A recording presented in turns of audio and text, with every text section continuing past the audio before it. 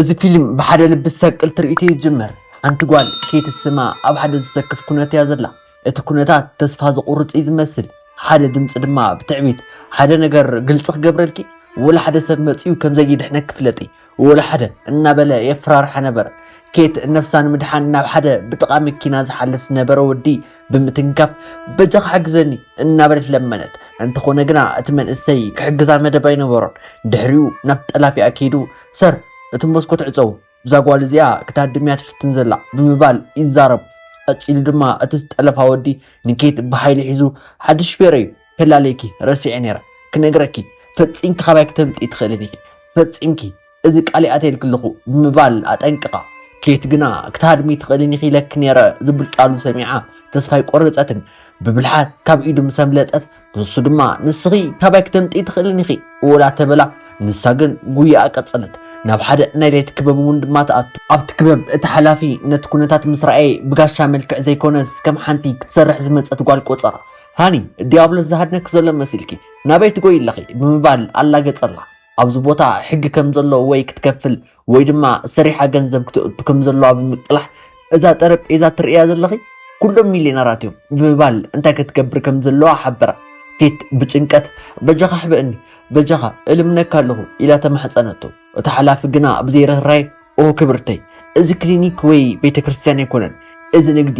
ወይ ትስዕስዒ ወይ ድማ ካብ ዝጠፊ ዋላ እኳ በተስተኸደንኪ ክዳን ዘይትምጥን እትኾንኪ ብምባል ኣዋረዳ ኬት ገንዘብ ከም ዘይብላ ምስ ነገረቱ ካልእ ምርጫ ስለ ዘይነበራ ኣብቲ ቦታ ክትጸንሕ ወሰነት ሽዑ እቲ ካህድና ጸንሐ ሰብኣይ ናብቲ ክበብ ኣተወ እቲ ሓላፊ ክበብ ንስኻ መን ኢኻ ኢሉ ምስሓተቶ እቲ ሃዳናይ ድማ ሕፂተይ ናብዚ ክትጎይ ርኤያ በለ እቲ ሓላፊ ክበብ ድማ እዚ ዝገርም እዩ ሓደ ዓቢ ፈቃር ንሕፂቱ ክሃድን ከሎ ግና ሓደ ነገር ክነግረካ ንሳ ሕፂትኻ ጓልካ ወይ ድማ ካብ ኣርካንሰስ መፀት ዓቢ ሓቱንኻ ትኹን ገለ ግድ የብለን ኣብዚ ቦታ ክትከፍለካ ልክዕ ከም ናይ ህይወት ሕግታት ተረዲዩካ ብምባል አጠንቅቁ ቀፂሉ ድማ ሓንቲ ካብተን ዳንሰኛታት ንኬት እዚ እንዳንሰኛታት ጥራይ ዝፍቀድ ክትብላ ከላ ኬት ድማ ምሕብ ቦታ ጥራይ ዝደሊ ኢላ ትናገራ እታ ጓል ቀፂላ ጽልልት ዲኺ ቅድሚ ምሕራቀይ ካብ ዝውፂ ብምባል ኣባረረታ እታ ሃዳን ድማ ነቲ ናይ ክለብ ሓላፊ ህዝቢ ደሲልካ ይኸውን ብምባል ገንዘብ ሂቡ ኣቲ ኣብዚ ትርኢት ድማ ኬቲ ንሱ ዓመፀኛ እዩ እናበለት እንታ ዳንሰኛ ንክተድሕና ትምሕፀና ኣብዚ ኬዲ እቲ ሃዳኒ ናብ ኬቲ ዘለቶ ክፍሊ ኸይ ኣብ መወዳእታ ኬቲ ካልእ ምውፅእ ስለ ዘይረኸበት ናይታ ዳንሰኛ ክዳን ጌራ ናብቲ መድረክ ትወፅእ ተገደደት ንሳ ኣብ መድረክ ምስ ወፅት ብርሃን በርህላ የሓሰበቱ ድማ ኣብቲ መድረክ ዳንስ ትጅምር ድሕሪው ኣብቲ ህሞት ሓደ ፍሉይ ነገር ተፈጠረ እቲ ሓላፊ ናይቲ ክለብ ኬት ኣብ መድረክ ክትረአ ስለ ዘይደለየ መጋረጃ ውርዱ መብራህቲ ጥፉ እዚ ዕንወቱ እናበለ ክጭርሕ ጀመረ ማየርስን ኬት ብደንብ ምስራያ ቅድስቲ ኢቴና ተርነር ትመስል ሓዳስ ኮኸበይ ዝርኸብኩ ይመስለኒ ናተይ ኮኸብ ጥራይ ክትከውን ድማ ይደሊ በለ ነቲ ሓላፊ ክበብ ድማ ኣብ ቪአይፒ ክፍሊ ክርአ ይደሊ ዝኾነ ይኹን ዋጋ ክኸፍል ድልዌ በለ እቲ ሓላፊ ክበብ ድማ ናብ ኬት ቀሪቡ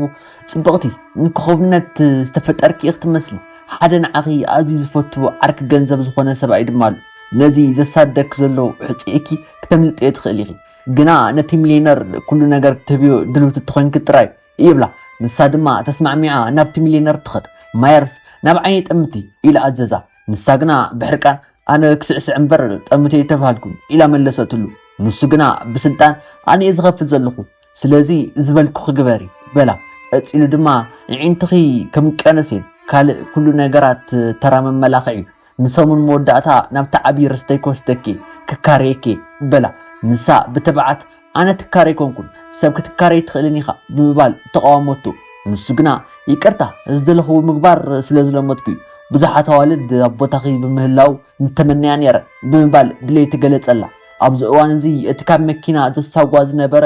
ሰብኣይ ኬት ኣብዚ ከም ዘለኽ ፈልጥ ኣለኹ ኢሉ ማዕፆ ቪአይፒ ክፍሊ ደፊኡ እንትትኣቲ ኬት ድማ ከይትረአ ክትብል ኣብቲ ሚሊዮነር ወዲ ከንፈር ትልጠፍ ድሕሪኡ ኬት ምሳኻ ክመፅእ ግና ወላ ሓደ ሰብ ከይርአኒ ካብዚ ክተውፅአኒ ኣለካ በለቶ ማየርስን ኬት ንዓይ እመኒ ምሳይ ክሳብ ዘለኺ ወላ ሓደ ክትግፈኪ ይደፍረኒ ኢሉ መብፅዓ ምስ ኣተወላ ምስኡ ክትከይድ ተስማዕምዐት ናብቲ ዓብዪ ገዛ ምስ በፅሑ ማየርስ ነቲ ለቢሳቶ ዝነበረት ክዳን ብምፅያፍ እዚ ክዳንኪ ሽጋራ ይጨንሎ ደርብያ ሰራሕተኛይ ካልእ ክዳን ተምፀልኪ ኩሉ ትመልስ ድማ ኣብ ተስሓብ ክትረኽቦ ኢኺ ኢሉ ገዲፉ ኣወፀ ኬት ነቲ ተስሓብ ምስ ከፈተቱ ሓንቲ ብልፅቲ ሳንዱቕ ረኸብ ውሽጣ ምስ ረአየት ድማ ናይ መርዓ ቀለበት ፀንሓ እንታይ ማለት እዩ ንኽምርዐ እንዲኡ ዓዲግኒ እዚ ዘይኸውን እናበለት ከላ እታ ሰራሕተኛ መፀ ሰራሕተኛ ግዜ ይብልናን ተኸዳደኒ ኢላ ትናገራ ኬት ድማ ኣነ ንዑ ይምርዑኒ ትብላ እታ ሰራሕተኛ ገዛ ግና ክምርዖክ ይኮነን እዛ ቀለበት ናይ ቅድሚ ህዝሚ ሓዝያ ንሳ ኣብ መዓልቲ መርዓ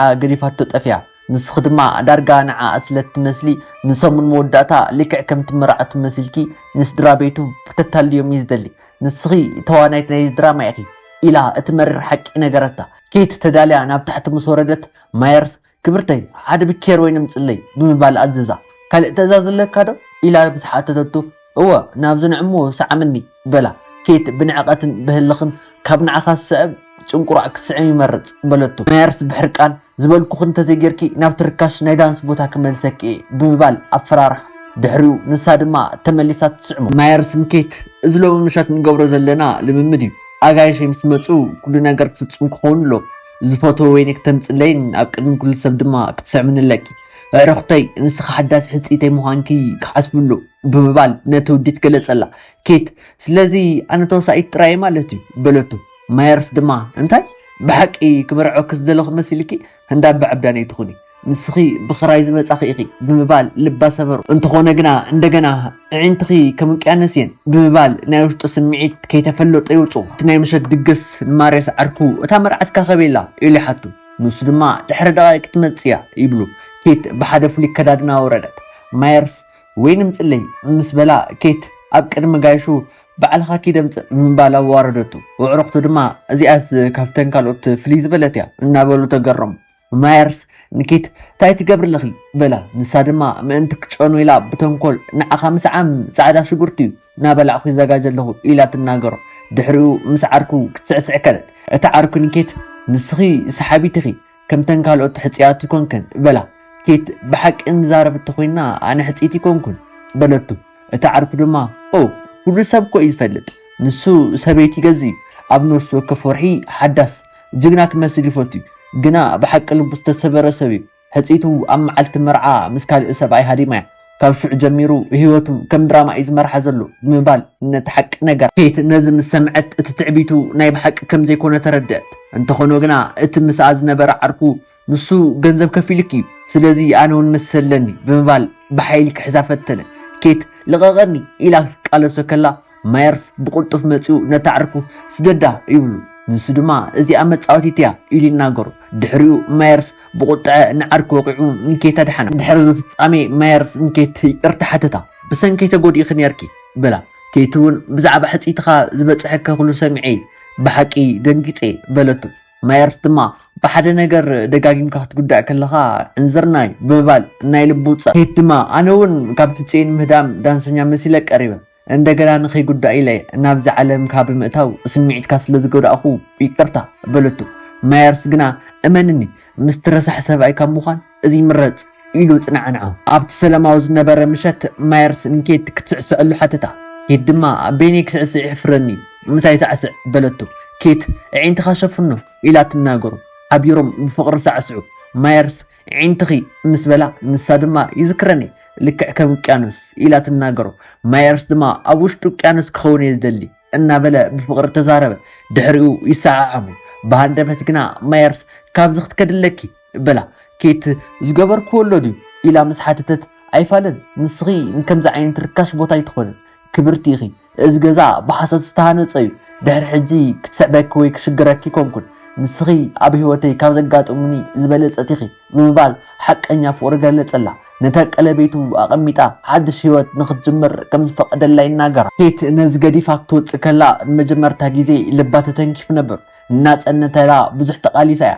ሕጂ ግን ማየርስ ኢዱ ሒዙ ደው ከብላ ትደሊ ነበር ልክዕ ኣብዚ ህሞት እዚ ዘሳዳ ዝነበረ ጨካን ሕፅያ ኣብቲ ገዛ ፀንሓ ጉያ ክወዲእኺ ዲኺ ካባይ ክተምፅኢ ትኽእልን ኢኺ ኢሉ ብሓይሊ ሓዛ ንዝሓተትዎ ሰባት ድማ እዚኣ ሕፂተ እያ ቁሩብ ስለሰተየት እያ እናበለ ኮስታ ፈተነ ኬት ኣይፋል ኣነ ሕፂት ይኮንኩን ኣነ ንካልእ ሰብ እየ ክምርዖ ነተወና ናይ ዝገዛ ኢላ ጨርሐት እቲ ንማርያስ ዓርኩ እዚኣ ናይ ሓደ ሰሙን መፃወቲት እምበር መርዓት ኣይኮነትን ንሱ ንማንም ኣይክምርዖን እዩ እናበለ ከባጭወላ ከሉ ማየርስ ካብቲ ክፍሊ ገዛ ወፀ ማየርስ ድማ ኣብ ቅድሚ ኬት ይምርከኽ ኣብ ቅድሚ ክትንበርክ ከለኹ ትምርዖኒ ዲኺ ኢሉ ብወግዓ ሓተታ ኬት ብንጋፀ እንታይ ይገብርሉ ኢላ ክትሓስብ ከላ ማየርስ ከድሕነክ ክፍቀድለይ በላ ኬት ድማ እወ ግና ክተድሕነኒ ኢለ ዘይኮንኩስ ብሓቂ ስለዝደልኹኻይ ብምባል ፍቕራ ገለፀትሉ ማየርስ ነቶም ሓለውቲ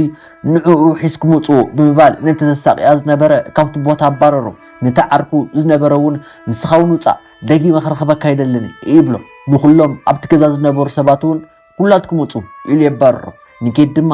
ሕጂ ካብ ዒንቲ ክወፃይ ካልእ ዝደልዮ ነገር የለን ንዓይኒ ምጥላቕ ዝተፈጠረ እየን ዝመስላ ነይረን ግና ኣብ መወዳእታ ኣድሒነናኒ ይብላ ፊልምና ድማ ኣብዚ ውዳእ እዚ ታሪክ ዝምህረና ነገር ትሉ ሓደ ግዜ እቲ ካብኡ ክነሃድም እንደሊ ነገር ናብቲ ዝበለፀ ዕድልና ክምርሕና ይኽእል እዩ ንቻነልና ሰብስክራይብ ላይክ ሼር ምግባር ኣይትረስዑ ኣብ ዝቕፅል ብኻልእ መሃሪ ፊልም ክሳብ ንራኸብ በብዘለኹም ሰሰናይ ናዕኹም